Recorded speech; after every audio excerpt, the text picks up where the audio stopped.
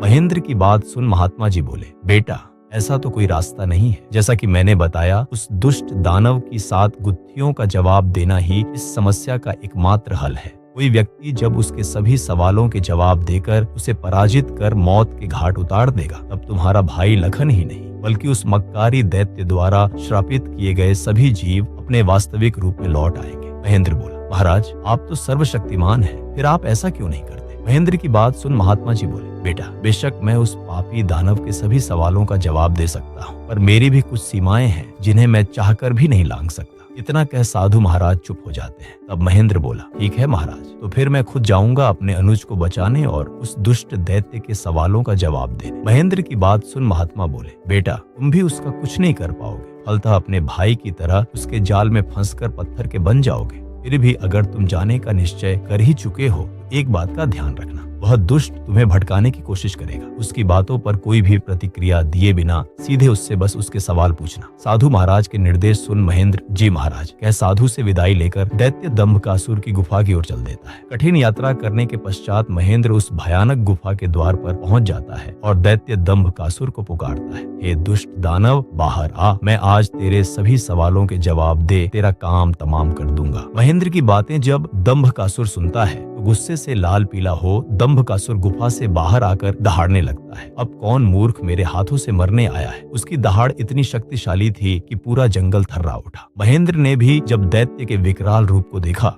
क्षण भर के लिए तो वह भी ठिकाने पर था, पर फिर गुस्से से गर्जना करते हुए बोला, तो तू है वह दुष्ट राक्षस जिसने मेरे भ्राता की धर्मपत्नी का हरण किया और मेरे अनुज को पत्थर का बना दिया। दुष्ट दानव, आज तेरा अंत निश्चित है। पूछ फरेबी राक्षस, कौन से हैं तेरे वह 7 सवाल? मैं भी तो जानूं। दंभकासुर घिनौनी हंसी हंसते हुए बोला, ओह तो तू उस निकम्मे कीड़े का भाई है जो मेरे शाप की भेंट चढ़ गया। लगता है तेरा भी जीने से मन भर गया जो तू सब जानते हुए भी यहाँ आया। महेंद्र क्रोध से दांत पीसते हुए बोला, घिनौने राक्षस, बातों में वक्त जाया मत कर। मैं तेरी बातों में आने वाला नहीं हूँ। जल्दी से पूछ तेरे वह सवाल, नहीं तो मैं तुझे इसी क्षण यमलोक पहुँचा दूंगा। ये सुन दंभकासुर घिनौनी हंसी हंसकर नृत्य करते हुए बोला, सुन मूर्ख, मैंने तेरे भाई की पत्नी के साथ खूब विहार किया और जब मेरी इच्छा पूर्ण हुई तो उसके मांसल शरीर को कच्चा ही भक्षण कर लिया। क्या स्वादिष्ट मांस था उसका। अब तेरी बारी है, पर तुझे तो मैं पत्थर भी नहीं बनाऊंगा, सीधे तेरे टुकड़े टुकड़े कर डालूंगा। दैत्य दंभकासुर के बोले गए यह बोल महेंद्र की छाती में किसी भाले की तरह लगे। अपने भ्राता की पत्नी के बारे में कहे गए शब्दों से उसके तन बदन में आग लग गई। सब कुछ अच्छे से जानते हुए भी महेंद्र अपने ऊपर काबू नहीं रख सका और दैत्य दंभकासुर को मारने के लिए तेजी से उसकी तरफ लपका। जैसे ही उसने दैत्य के ऊपर अपनी पूरी ताकत लगा तलवार से वार किया, वैसे ही अपने भाई की तरह पल भर में वह भी पत्थर का बन गया। उसके पत्थर का बनते ही दंभकासुर हंसते हुए बोला, तुम दोनों भाइयों की किस्मत में यही था कि तुम दोनों युगों युगों तक मेरी गुफा के प्रहरी बनकर रह जाओगे। इतना बुदबुदाकर दंभकासुर अपनी गुफा में जाता है और राजकुमारी चंद्रकला को भी यह सब बता देता है और कहता है, तेरे दोनों रक्षक तो मेरे सामने ढेर हो गए, अब तू किसकी आस लगाए बैठी है? मूर्ख स्त्री। राजकुमारी चंद्रकला के रो रोकर आंसू सूख चुके थे।